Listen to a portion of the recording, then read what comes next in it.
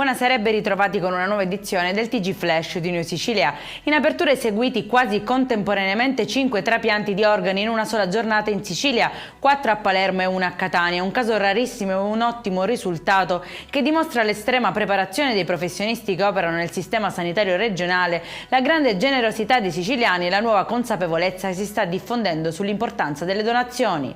Ammonta a 90.000 euro la somma destinata a eliminare le forti criticità presenti nell'isola di Stromboli dopo gli eventi alluvionali del 19 ottobre scorso. A stanziare i fondi l'autorità di bacino della Presidenza della Regione al termine dei sopralluoghi congiunti dei giorni scorsi. Sequestrati circa 700 kg di uva priva di tracciabilità e presumibilmente rubata. Nei guai sono finiti alcuni venditori ambulanti di Catania. Le verifiche hanno avuto origine da alcune segnalazioni pervenute anche dai produttori agricoli locali che subiscono furti nelle loro campagne. La frutta successivamente è stata donata in beneficenza.